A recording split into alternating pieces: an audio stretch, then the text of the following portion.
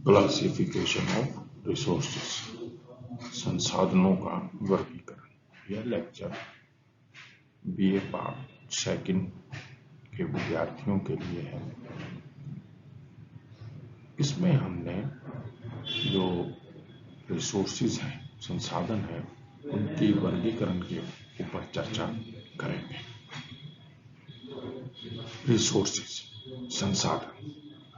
अगर हम संसाधनों का वर्गीकरण करें तो हम उनको on the basis of continuous use, यानी जो संसाधन हमें मिलते हैं अगर हम लगातार उनका प्रयोग करते रहते हैं तो पहली क्लासिफिकेशन जो है, जो बेस है, वो है on the basis of continuous use. दूसरा है on the basis of origin, यानी उनकी जो उत्पत्ति हुई है उसके आधार पर उनका क्लासिफिकेशन किया जाता है। तीसरा क्लासिफिकेशन है on the basis of aim, यानी हमारा उद्देश्य क्या है उस रिसोर्सेज को निकालने के पीछे। और चौथा कारण है on the basis of ownership. Ownership का मतलब कि भी हम उस संसाधन के, हमारे पास क्या राइट्स हैं, हम जो है संसाधन की ओनरशिप कैसे रखते हैं।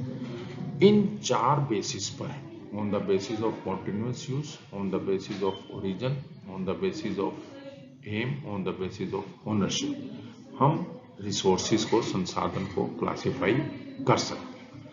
अब इन्हीं और रिसोर्सेज को हम फर्दर क्लासिफाई भी कर सकते हैं। On the basis of continuous use, लगातार उपयोग में जो संसाधन है उनको हम फर्दर डिवाइड कर सकते हैं। एक है रीन्यूएबल और अनएंडिंग। एक तो ऐसे रिसोर्सेज हैं जिनका कभी भी जो अंत नहीं होगा, या वो बार बार जो है रीन्यूएबल है, उनको यूज किया जा सकता है।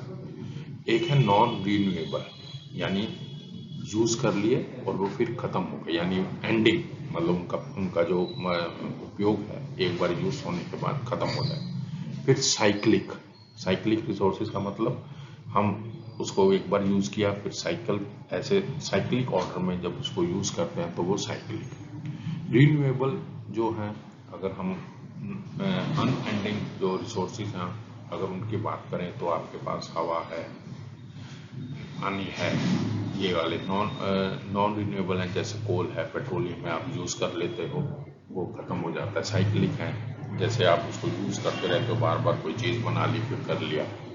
इसी तरह से on the basis of origin, उत्पत्ति के हिसाब से बायोटिक रिसोर्सेज और एबायोटिक रिसोर्सेज। बायोटिक या वो वाले हैं जिनमें कार्बन की मात्रा होती है, बायोटिक रिसोर्सेज वो जिनमें कार्बन नहीं रहता।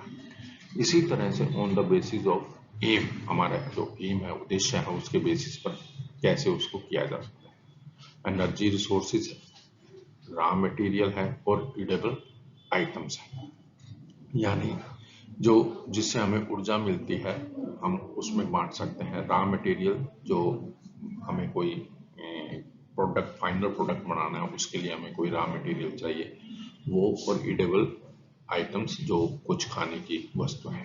अब एनर्जी जो रिसोर्सेज हैं उनको हम फर्दर जिसे कैन डिवाइड कर सकते हैं। एंडिंग, जैसे वुड है, कोल है, मिनरल है, ऑयल, यानी मिनरल ऑयल वगैरह ये जो हैं ये क्या हो जाते हैं, खत्म हो जाते हैं, परंतु इनसे हमें एनर्जी मिलती है। अनएंडिंग है, जैसे एयर है, वाटर है, विंड है। ठीक है, इसीलिए इसी तरह से हमारे पास कुछ रॉ मटेरियल्स हैं। रॉ मटेरियल्स में मिनरल्स हैं, ठीक है, मिनरल्स में हमें आयरन मिलता है, कॉपर मिलता है, जिंक मिलता है, बॉक्साइट मिलता है। ऐसे ही हमारे पास वेजिटेशन है, ऐसे ही हमारे पास एनिमल्स हैं, living being, aquatic and domestic, जो समुद्र में जीव जंतु मिलते हैं वो।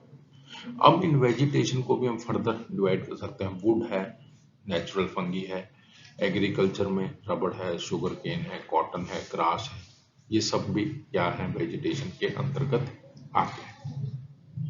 रॉ मटेरियल जो का हमने डिस्कशन करने के बाद ईडेबल आइटम्स की जो क्लासिफिकेशन है, जैसे हमारे पास मिनरल्स है, रॉक साल्ट होता है, काला नमक जिसे कहते हैं वो, वेजिटेशन है, रूट है, वो जो आपके पेड़ पौधे हैं उनकी जड़ें हैं, फूड ग्रेन्स हैं, जो आप उगाते हो।